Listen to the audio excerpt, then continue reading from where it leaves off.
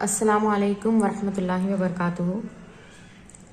आज हम मुख्तलिफ इस्तिलाहात की वजाहत करेंगे। उसी तरीके से बारहवीं के बाद की तब्दीलियां देखेंगे।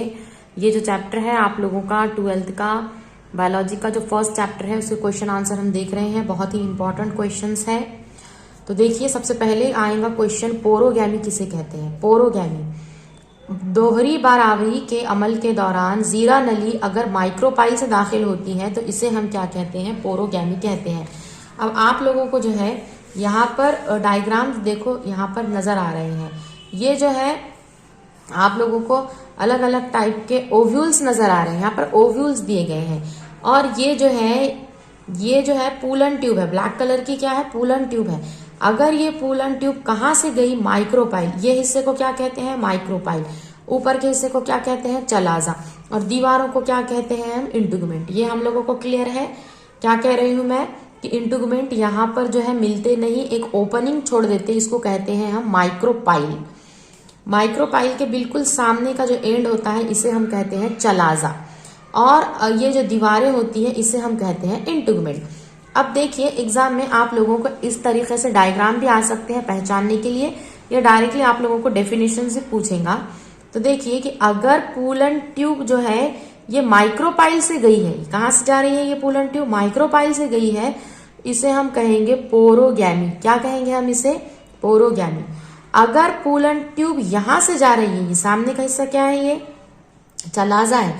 अगर चलाजा से जाती है, अगर पूलन ट्यूब, अगर जीरा नली जो है चलाजा से जाती तो हम इसे कहेंगे चलाजोगैमी। क्या कहेंगे, चलाजोगैमी। माइक्रोपाइल से गई है तो पोरोगैमी, चलाजा से गई है तो चलाजोगैमी। और अगर ये दीवारों में से गई है, इंटुगमेंट्स में से गई है, तो इसे हम कहेंगे मीजोगैमी। तो ये तीनों डायग्राम्स याद रखे और इसकी इस्तिलाहात भी आपको याद रखनी है। इसके बाद जो अगला क्वेश्चन है वो है बारहवीं के बाद की तब्दीलियां, पोस्ट फर्टिलाइजेशन चेंजेस बताइए। यानी कि अभी इससे पहले के वीडियो में मैंने आप लोगों को बताया है कि डबल फर्टिलाइजेशन क्या था। डबल फर्टिलाइजेशन के बाद जो है यहाँ पर हमने इससे पहले के जो वीडियो के अंदर देखा था, एक मर्तबा मैं फिर से आपको बता देती हूँ कि डबल फर्टिलाइजेशन के अंदर पहला मेल गैमेट एग से मिला था, मेल गैमेट और एग से बना था जाइगोट। और दूसरा मेल गैमेट यहाँ पर मिला था सेकेंडरी न्यूक्लियस या पोलार न्यूक्लियाई से, और उसने बनाया था इंडोस्पर्म। यहाँ तक क्लियर है। तो अब जो है फर्टिलाइजेशन के बाद क्या होगा, तो देखिए पहली बार आवरी के अंदर यहाँ पर मेल गैमेट, कौन, मेल गैमेट नरजवाजा, और कौन था, एग, ये दोनों के मिलाप से क्या बना है, जाइगोट बना है। जाइगोट को हम क्या कहते हैं, जगता। जाइगोट को हम क्या कहते हैं, जगता कहते हैं। तो ये जो जाइगोट है, ये जो जगता है, ये क्या हो जाएगा, फर्टिलाइजेशन के बाद जो है क्या हो जाएगा, नए से ये एम्ब्रियो बन जाएगा। जाइगोट क्या बन जाता है, एम्ब्रियो बन जाता है। एम्ब्रियो को हम जेनेन कहते हैं। क्या कहते हैं, जेनेन कहते हैं। इसके बाद हमने क्या देखा था कि जो दूसरा मेल गैमेट जो था, जो दूसरा क्या था, मेल गैमेट था, ये सेकेंडरी न्यूक्लियस के साथ या पोलार न्यूक्लियाई के साथ मिलकर इसने बनाया था इंडोस्पर्म। क्या बनाया था, इंडोस्पर्म। अगर मैं प्लॉइडी की बात करूं तो मेल गैमेट हैप्लॉइड होते हैं, एक हैप्लॉइड होता है, जबकि जाइगोट डिप्लॉइड होता है। यहाँ पर मेल गैमेट हैप्लॉइड होता है, सेकेंडरी न्यूक्लियस डिप्लॉइड होता है, और इंडोस्पर्म जो है वो ट्रिप्लॉइड होता है। इंडोस्पर्म को हम क्या कहते हैं, दरू तख्म। क्या कहते हैं हम, दरू तख्म। याद रखें, मेल गैमेट और एग के मिलने से जाइगोट बनता है, जगता बनता है, और जगते से ही जेनेन बनता है, एम्ब्रियो बनता है। और ये जो जेनेन होता है, ये जो एम्ब्रियो होता है, यही जो है मुस्तकबिल का नौ उम्र पौधा है। यानी कि इससे ही क्या बनेगा, मुस्तकबिल का पौधा बनेगा। किससे बनेगा, एम्ब्रियो से, जेनेन से बनेगा। और एम्ब्रियो को ग़िज़ा देने का काम कौन करता है, दरू तख्म देता है। इंडोस्पर्म जो है ये क्या करता है, जेनेन को, एम्ब्रियो को ग़िज़ा देने का काम करता है। अब इसके बाद जो बैजे के यहाँ पे देखिए कि जो गिलाफ है, अब आपको यहाँ पर देखिए इंटुगमेंट्स नजर आ रहे हैं ना, तो ये जो इंटुगमेंट्स है वो बीज का गिलाफ बन जाते हैं। तो याद रखें, जो बैरूनी गिलाफ होता है इसे टेस्टा कहते हैं, और जो अंदरूनी गिलाफ होता है इसे टेगमा कहते हैं। क्या कह रही हूं मैं, बैरूनी गिलाफ को टेस्टा कहते हैं और अंदरूनी गिलाफ को टेगमा कहते हैं। इसके बाद इंपॉर्टेंट क्वेश्चन है वन बीजा नबातात में बीज बनने का अमल सीड फॉर्मेशन कैसे होता है। तो जेनेन बनने का अमल अभी मैंने आप लोगों को बताया था कि मेल गैमेट और एग के मिलने से जाइगोट जगता बना और जगते से क्या बना है, एम्ब्रियो बना है, जेनेन बना है और ये जेनेन ही मुस्तकबिल का नौउम्र पौधा होता है। इसके बाद क्या है कि जगता जो है, ये जो जगता है ये क्या होता है, लगातार तकसीम होता है, लगातार तकसीम होता है और क्या बनाता है, ये एम्ब्रियो बनाता है। जो जेनेन बनाता है ये एक या दो दालों पर मुश्तमिल होता है। इसके बाद हम इंडोस्पर्म की बात कर रहे हैं, डेवलपमेंट ऑफ इंडोस्पर्म। दूसरी बारावरी के नतीजे में मेल गैमेट और सेकेंडरी न्यूक्लियस दोनों ने मिलकर क्या बनाया है, इंडोस्पर्म बनाया है और ये इंडोस्पर्म जेनेन को क्या करता है, ग़िज़ा प्रोवाइड करता है। अब ये इंडोस्पर्म क्या कर रहा है, जेनेन को ग़िज़ा दे रहा है। तो कभी कभार ऐसा हो जाएगा कि ग़िज़ा देते देते खुद खत्म हो जाएगा, यानी कि ये जेनेन है मुकम्मल तौर पर इंडोस्पर्म को खत्म कर देगा, हजम कर लेगा। तो इंडोस्पर्म बाकी बचेगा क्या, फिर नहीं बचेगा। यानी कि अगर क्या हो रही है, बीज नमू पा रही है, बीज की क्या हो रही है, नमू हो रही है और नमू के दौरान ये जो जेनेन है, कौन नमू पा रहा है, ये जेनेन एम्ब्रियो नमू पा रहा है। किसको खा रहा है, किसको हजम कर रहा है, इंडोस्पर्म को। तो अगर ये जेनेन ने इंडोस्पर्म को पूरी तरह से हजम कर लिया, इंडोस्पर्म को पूरी तरह से क्या कर लिया, उसने हजम कर लिया, तो इसे हम कहेंगे कि इसके पास इंडोस्पर्म नहीं बचा, दरू तख्म नहीं बचा, यानी कि ये हो जाएगा गैर दरू तख्मी। ऐसे जो बीज रहेंगे ये क्या कहलाएंगे, गैर दरू तख्मी। और जेनेन ने क्या किया है, पूरा 100% इंडोस्पर्म को हजम नहीं किया, कुछ तो भी इंडोस्पर्म यहाँ पर बाकी बच गया है, यानी हम कहेंगे कि अभी इंडोस्पर्म बाकी है, दरू तख्म बाकी है।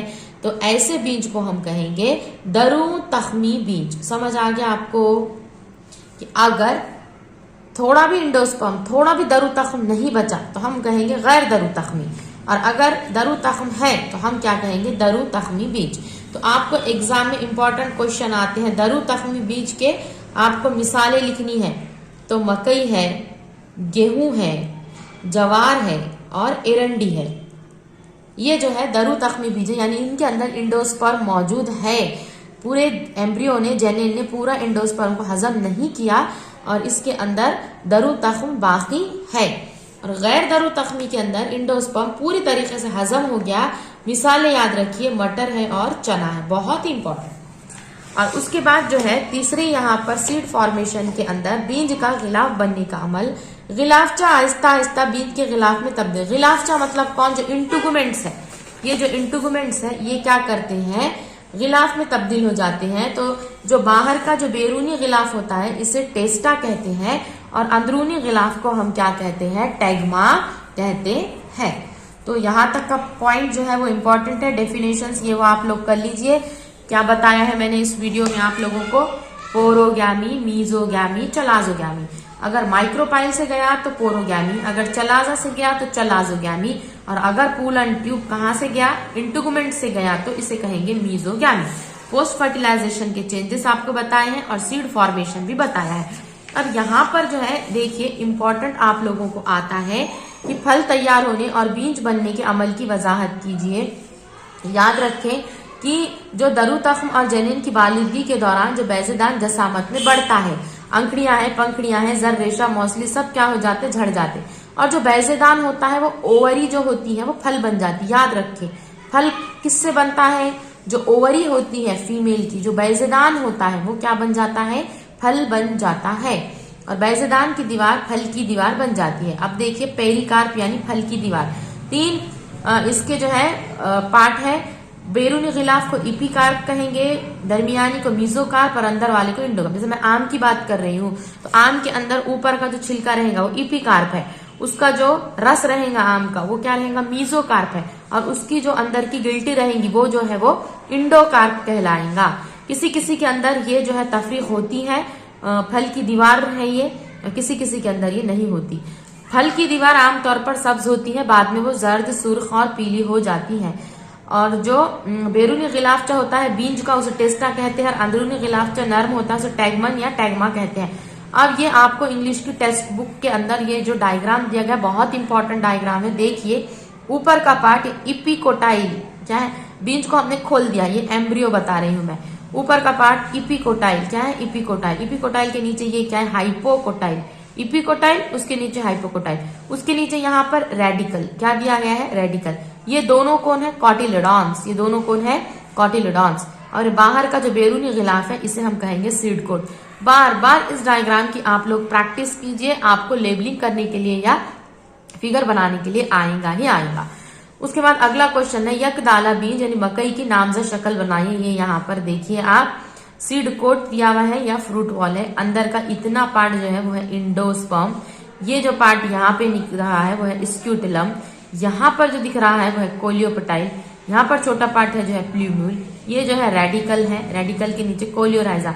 अब प्ल्यूम्यूल से जो है यहाँ पर क्या निकलता है, ऊपर शूट आती है, रेडिकल से नीचे क्या आती है रूट जड़ आती है, और कोलियोराइजा जड़ टोपी है, और इनके बीच में जो है ये एलियोरॉन लेयर है। कौन सा लेयर है एलियोरॉन लेयर है। इसके बाद अगला क्वेश्चन जो है वो है अछूतपन यानी कि पार्थिनोकार्पी किसे कहते हैं, मिसाल के जरिए बताना है। तो पार्थिनोकार्पी अछूतपन क्या है, इस इस्तिलाह को सबसे पहले नोल ने 1902 में क्या है इस्तेमाल किया था। आमतौर पर 12 आवरी के बाद ही फल तैयार होता है। अभी हमने देखा है कि फर्टिलाइजेशन होगा तो ही क्या तैयार होगा, फल तैयार होगा, लेकिन कुछ अनवा में बगैर 12 आवरी के बाद ही फल तैयार होता है, इसको अछूतपन कहते हैं। और इसके नतीजे में जो फल तैयार होते हैं इन्हें पार्थिनोकार्पिक फ्रूट यानी कि अछूत फल कहते हैं। मिसाल है यहाँ पे बनाना, केला, तो लोगों को बहुत ज्यादा पसंद आते हैं। और अछूतपन ये कौन से hormone auxin indole acetic acid नमुई महरिकाब के जरिए उकसाया जाता है, जैसा कि बगैर बीज के अंगूर। तो आई होप आप लोगों को ये वीडियो जरूर पसंद आया होगा, तो वीडियो को ज्यादा से ज्यादा शेयर कीजिए और अल्फाज चैनल को सब्सक्राइब कीजिए। अल्लाह हाफिज।